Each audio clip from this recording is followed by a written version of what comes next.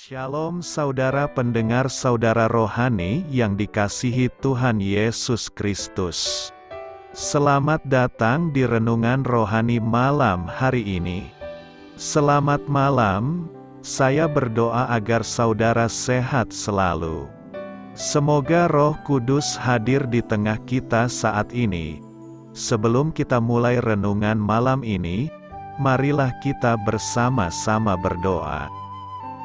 Bapa kami yang di surga, Bapa di dalam nama Tuhan Yesus Kristus, kami sungguh mengucap syukur, ya Tuhan, oleh karena Engkau sangat baik buat kami. Engkau ada bersama kami dan menopang hidup kami di siang hari dan di malam hari. Engkau ada bersama-sama dan menyertai kami. Tuhan, kami memuji dan bersyukur kepadamu pada malam hari ini, kami masih bisa berkumpul di rumah kami yang kecil ini. Tuhan, saat ini kami hendak mendengarkan firman-Mu. Berilah pengetahuan dan bimbinglah hamba-Mu ini agar apa yang Engkau firmankan dapat bekerja sesuai kehendak-Mu. Buat kami jemaat-Mu, bukalah hati dan pikiran kami untuk mendengar dan menerima firman-Mu. Kiranya firman-Mu ini dapat menjadi berkat bagi kami. Berbicaralah Tuhan, kami sudah siap menerima firman-Mu. Di dalam nama Tuhan Yesus Kristus kami berdoa dan mengucap syukur. Amin. Sahabat saudara rohani, pembacaan ayat emas Alkitab renungan kita malam hari ini. Nats pilihan kita adalah, berhati-hatilah, supaya jangan engkau melupakan hal-hal yang dilihat oleh matamu sendiri itu. Beritahukanlah kepada anak-anakmu. Tertulis dalam kitab Ulangan 4 ayat 9, kata kunci renungan pada malam ini adalah orang biasa. Dan bacaan kita pada malam ini terambil dari kitab Ulangan 4 ayat 5 sampai dengan ayat 14. Ingatlah, aku telah mengajarkan ketetapan dan peraturan kepadamu, seperti yang diperintahkan kepadaku oleh Tuhan, Allahku, supaya kamu melakukan yang demikian di dalam negeri, yang akan kamu masuki untuk mendudukinya. Lakukanlah itu dengan setia, sebab itulah yang akan menjadi kebijaksanaanmu dan akal budimu di mata bangsa-bangsa yang pada waktu mendengar segala ketetapan ini akan berkata, memang bangsa yang besar ini adalah umat yang bijaksana dan berakal budi. Sebab bangsa besar manakah yang mempunyai Allah yang demikian dekat kepadanya seperti Tuhan, Allah kita, setiap kali kita memanggil kepadanya, dan bangsa besar manakah yang mempunyai ketetapan dan peraturan demikian adil seperti seluruh hukum ini, yang kubentangkan kepadamu pada hari ini. Tetapi waspadalah dan berhati-hatilah, supaya jangan engkau melupakan hal-hal yang dilihat oleh matamu sendiri itu, dan supaya jangan semuanya itu hilang dari ingatanmu seumur hidupmu. Beritahukanlah kepada anak-anakmu dan kepada cucu cicitmu semuanya itu, yakni hari itu ketika engkau berdiri di hadapan Tuhan, Allahmu, di Horeb, waktu Tuhan berfirman kepadaku, suruhlah bangsa itu berkumpul kepadaku. Maka aku akan memberi mereka mendengar segala perkataanku, sehingga mereka takut kepadaku selama mereka hidup di muka bumi dan mengajarkan demikian kepada anak-anak mereka. Lalu kamu mendekat dan berdiri di kaki gunung itu, sedang gunung itu menyala sampai ke pusar langit dalam gelap gulita, awan dan kegelapan.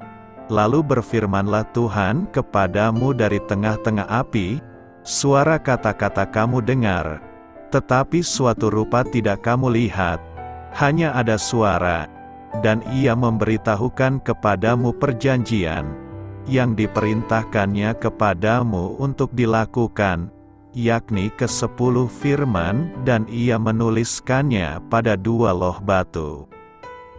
Dan pada waktu itu aku diperintahkan Tuhan untuk mengajarkan kepadamu ketetapan dan peraturan, supaya kamu melakukannya di negeri, kemana kamu pergi untuk mendudukinya. Terambil dari kitab Ulangan 4 ayat 5 sampai dengan ayat 14.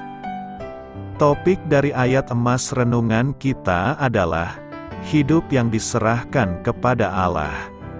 Meninggalkan warisan yang kekal. Mari kita mulai renungan malam kita. Untuk memulai hal baik, serahkanlah segala sesuatu hanya kepada Tuhan. Kisah inspiratif, David Isai, seorang produser radio, mengatakan bahwa di dalam budaya yang penuh dengan cerita selebriti, kita perlu mendengar suara rekaman orang-orang biasa, karena kehidupan dan peranan mereka tidak kalah pentingnya. Isai merupakan pencetus Scientry Corps, yakni sebuah proyek nasional untuk mengajari dan mengilhami orang-orang untuk saling merekam cerita mereka secara bersuara. Itu merupakan sebuah konsep yang luar biasa, khususnya bagi orang-orang Kristiani. Pikirkanlah bahwa hal itu akan sangat berguna bagi anak cucu Anda. Mereka dapat mendengar dan melihat Anda membagikan kisah kehidupan Anda. Anda dapat menjelaskan tentang orang-orang dan peristiwa yang membentuk Anda, juga apa arti Kristus bagi Anda.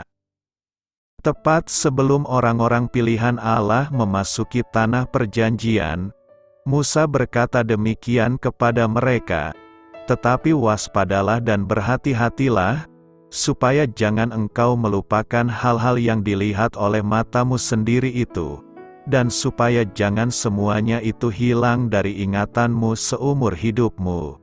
Beritahukanlah kepada anak-anakmu dan kepada cucu cicitmu semuanya itu." Kita pun masih mempunyai tanggung jawab yang sama untuk berkomunikasi dengan bertatap muka. Namun, kita memiliki kesempatan yang luar biasa untuk meninggalkan pesan bagi generasi yang akan datang. Mulailah merekam cerita Anda sendiri yang penting dan unik. Atau Anda dapat membantu seorang teman atau keluarga Anda untuk merekam cerita mereka. Ada nilai yang besar di dalam cerita orang-orang biasa yang mengenal dan mengasihi Tuhan. Jangan menambahi dan mengurangi. Ulangan 4 ayat 2 berkata, "Janganlah kamu menambahi apa yang kuperintahkan kepadamu dan janganlah kamu menguranginya. Dengan demikian kamu berpegang pada perintah Tuhan, Allahmu, yang kusampaikan kepadamu. Janganlah kamu menambahi apa yang kuperintahkan kepadamu dan janganlah kamu menguranginya." Maksudnya supaya jangan sampai kita memperlakukan firman Tuhan itu sesuai dengan selera atau keinginan kita, tetapi harus menempatkan diri kita sesuai dengan kehendak Tuhan. Musa juga mengingatkan kita agar hendaknya kita tidak menambahi atau mengurangi segala sesuatu yang diperintahkan Tuhan kepada kita, supaya kita setia melakukan segala perintah Tuhan. Dengan demikian, maka kita berpegang pada perintah Tuhan Allah Israel yang disampaikan Musa kepada kita. Terkadang kita memahami perintah Tuhan itu dengan perasaan kita saja. Jika firman itu dirasakan baik, maka kita akan berkata, "Oh, firman ini sungguh tepat dan cocok bagiku." Namun jika firman yang Allah sampaikan menegur, menyinggung perasaan, maka akan berkata, "Wah, firman ini bukan untuk aku, tetapi untuk orang lain." Atau mungkin kita berkata, "Itu bukan firman yang berasal dari Roh Kudus." Tanpa kita sadari betapa sering kita menghakimi firman Allah yang kita dengar, yang disampaikan melalui para hamba Tuhan. Mengapa kita tidak boleh menambahi dan mengurangi perintah Tuhan itu? Karena itu semua firman Allah adalah murni.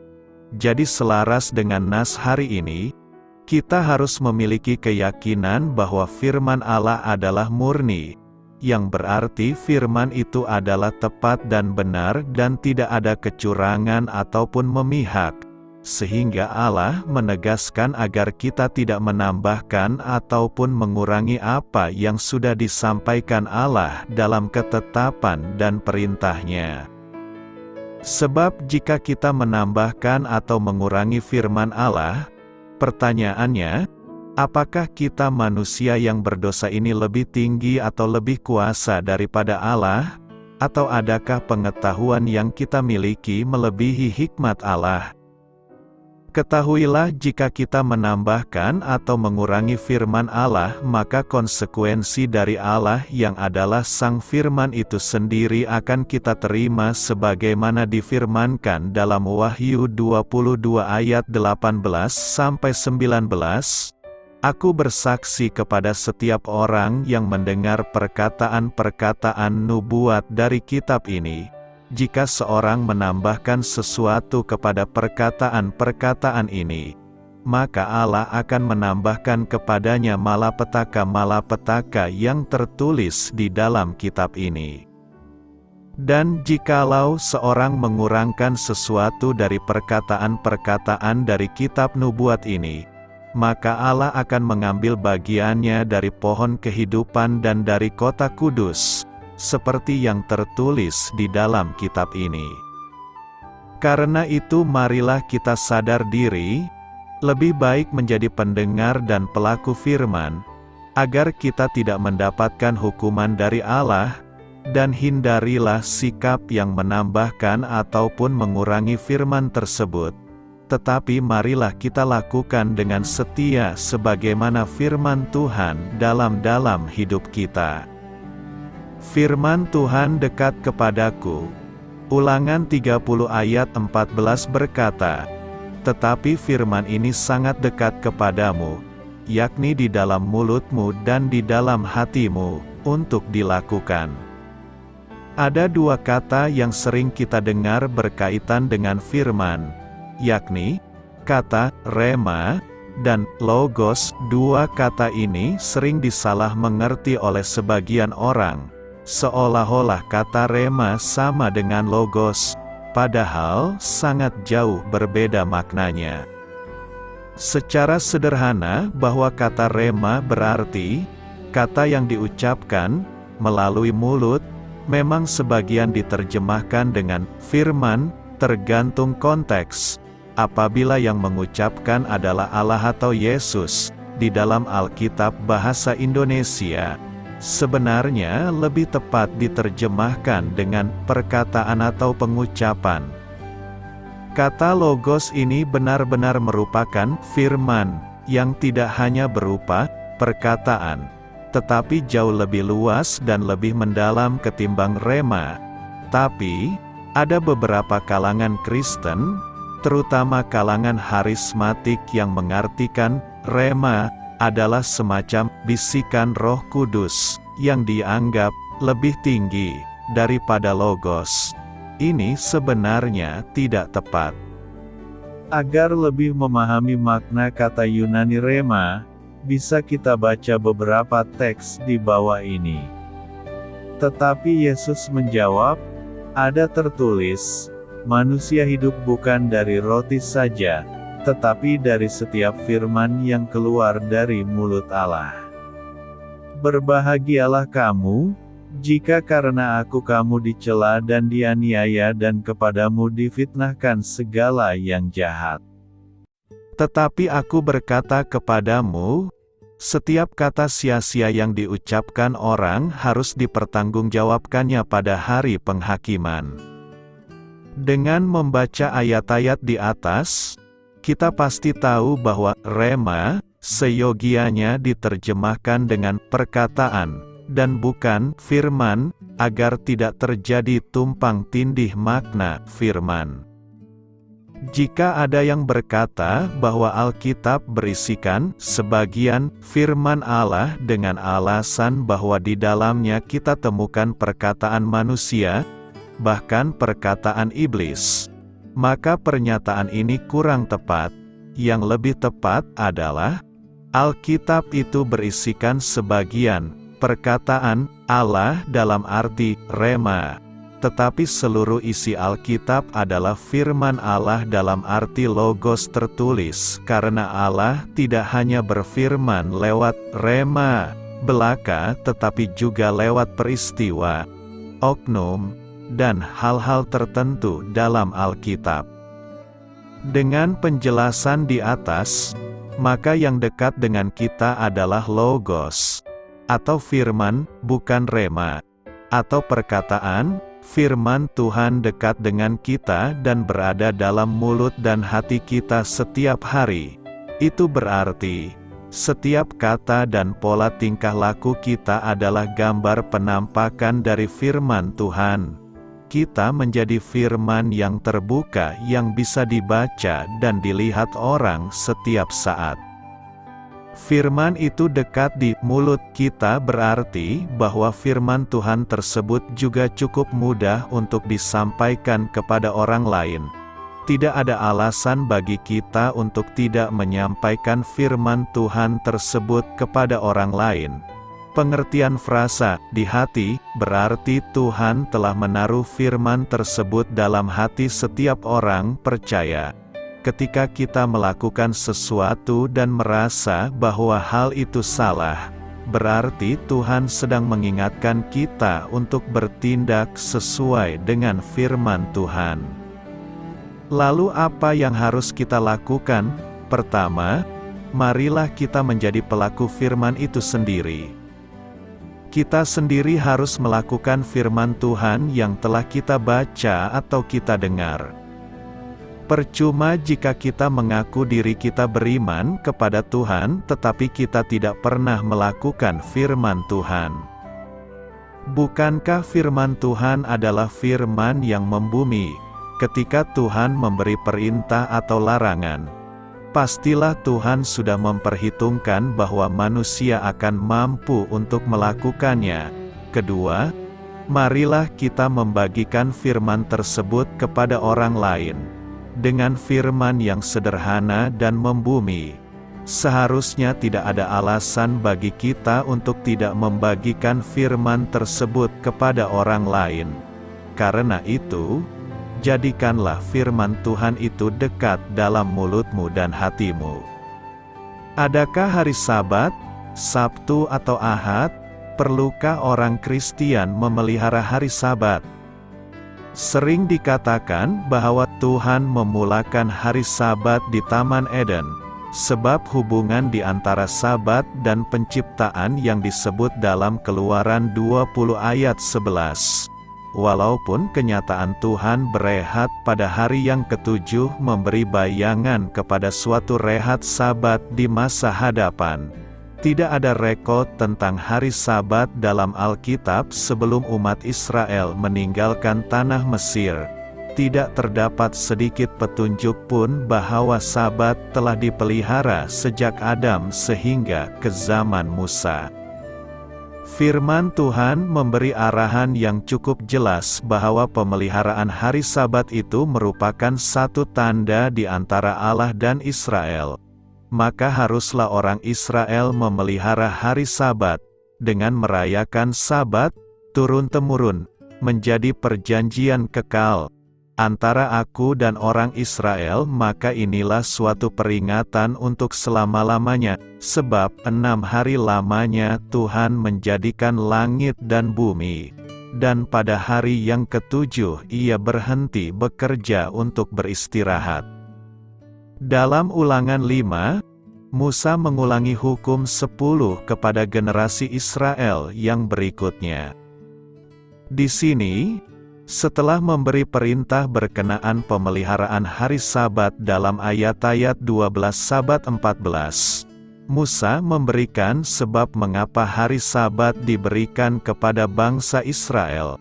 Sebab haruslah kau ingat, bahwa engkau pun dahulu budak di tanah Mesir dan engkau dibawa keluar dari sana oleh Tuhan, Allahmu dengan tangan yang kuat dan lengan yang teracung. Itulah sebabnya Tuhan, Allahmu, memerintahkan engkau merayakan hari Sabat.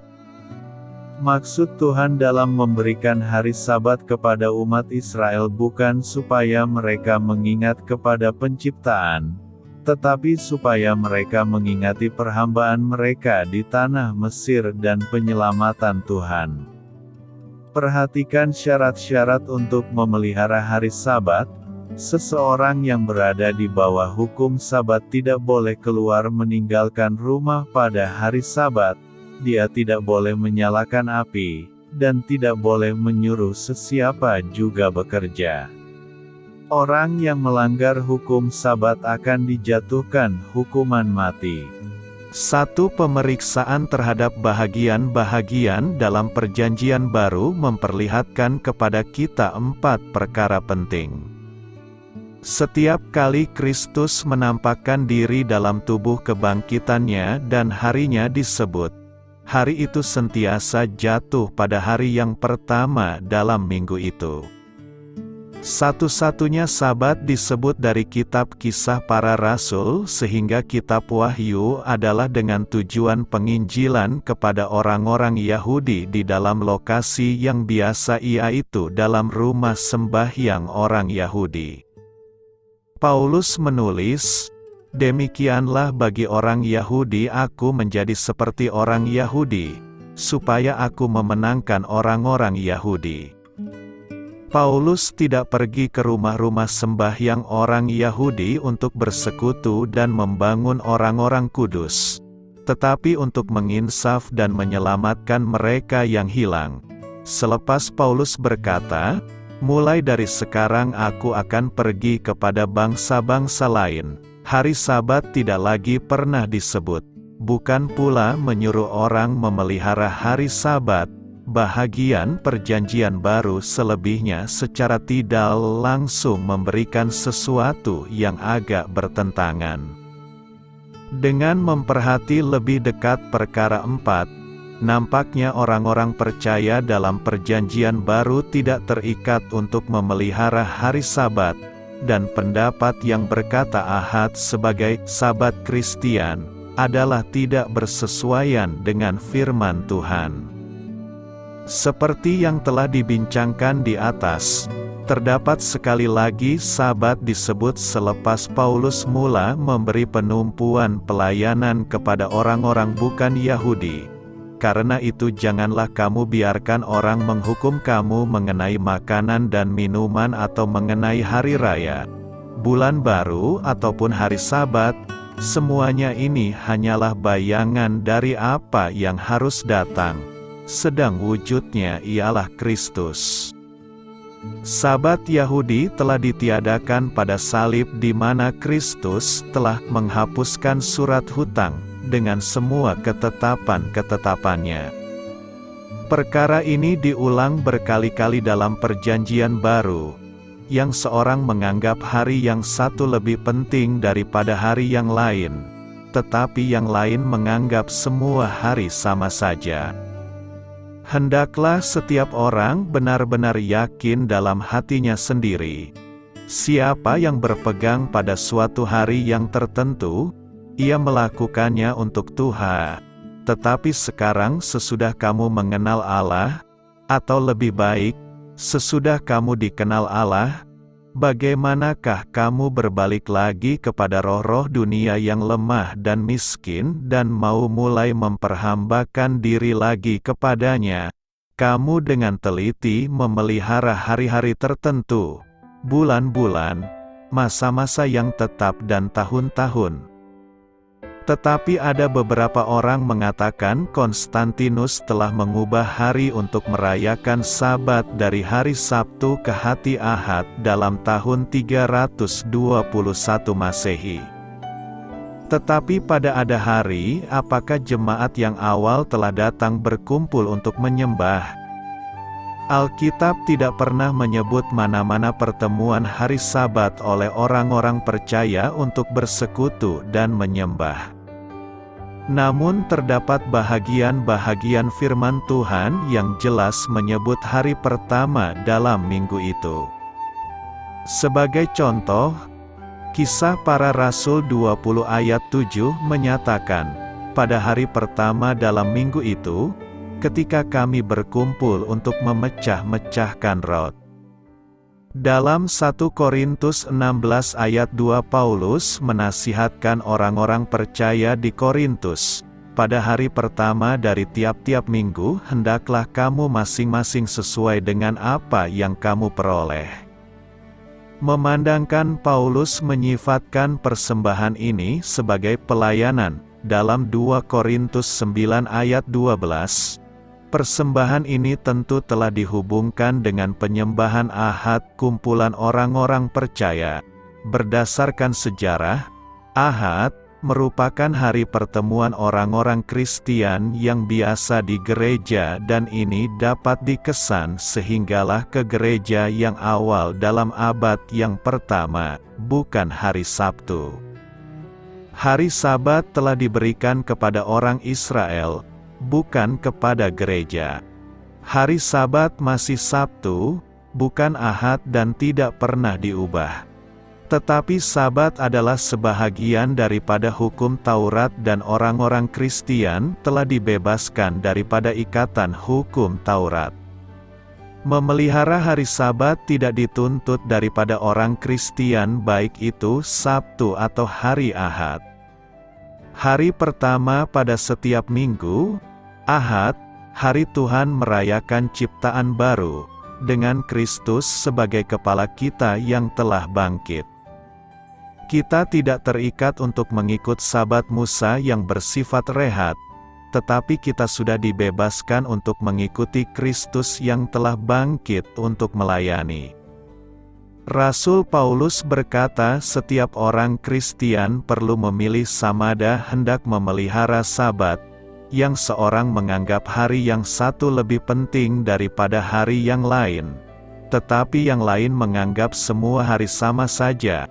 Hendaklah setiap orang benar-benar yakin dalam hatinya sendiri, kita perlu menyembah Tuhan pada setiap hari, bukan hanya pada hari Sabtu atau Ahad. Selamat beristirahat malam dalam kasih setia Tuhan. Doa saya menyertai saudara sekalian, mari bertumbuh dalam iman bersama saudara rohani. Saya memberkati Anda agar sewaktu Anda mencarinya dari Dia, Bapa Surgawi Anda akan memberikan bagi Anda roti harian Anda. Dalam nama Yesus Kristus, Tuhan yang berkuasa atas alam semesta dan menuntun kita kepada iman yang menyelamatkan, Tuhan Yesus menyertai senantiasa. Terima kasih sudah berkenan mendengarkan renungan malam saudara rohani. Tuhan memberkati. Amin.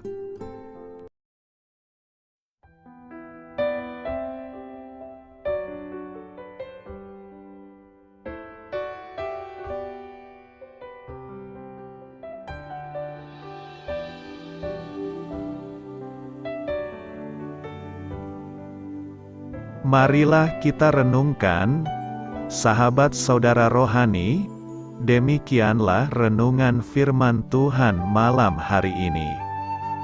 Semoga menjadi berkat di dalam hidup kita dan menjadikan kita pribadi yang lebih baik. Sebelum kita beristirahat pada malam hari ini, marilah kita berdoa. Bapa kami yang di surga, Bapa di dalam nama Tuhan Yesus Kristus, kami sungguh mengucap syukur, ya Tuhan, oleh karena Engkau sangat baik buat kami. Engkau ada bersama kami dan menopang hidup kami di siang hari dan di malam hari. Engkau ada bersama-sama dan menyertai kami, ya Tuhan Yesus. Kami mengucap syukur untuk firman-Mu, ya Tuhan. yang memberikan kami kekuatan dan menyadarkan kami bahwa kami tidak perlu takut dengan gelap dan malam.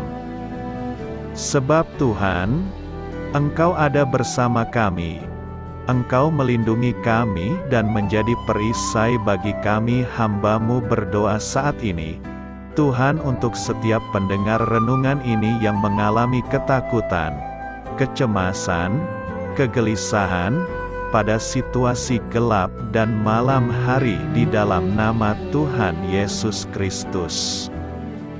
Kuasa Tuhan melepaskan mereka dari segala ikatan roh-roh ketakutan yang mengikat mereka saat ini. Tuhan melepaskan setiap anak-anak-Mu dari segala rasa takut dan kecemasan. Di dalam nama Tuhan Yesus segala kuasa-kuasa roh jahat, kuasa setan iblis yang mengganggu anak-anak-Mu, ya Tuhan, tolong hancurkan dan halaukan dengan kuasa-Mu. Dalam nama Tuhan Yesus Kristus, berkati setiap kami anak-anak-Mu, ya Tuhan, dan lindungilah kami. Kami aman di dalam Engkau. Ya Tuhan, penuhilah setiap hati kami dengan keberanian, damai sejahtera, dan sukacita serta ketenangan yang dari Tuhan. Berkati kami di malam hari ini, saat kami tidur dan beristirahat. Kuasa-Mu, ya Tuhan, menaungi setiap kami, memberkati dan melindungi kami. Bangunkanlah kami kembali besok pagi dengan kekuatan yang baru. Tubuh yang sehat diberkati Tuhan, dan berkat-berkat yang baru Tuhan sediakan bagi kami. Terima kasih, ya Tuhan, kami sungguh mengucap syukur untuk firman-Mu yang menguatkan kami.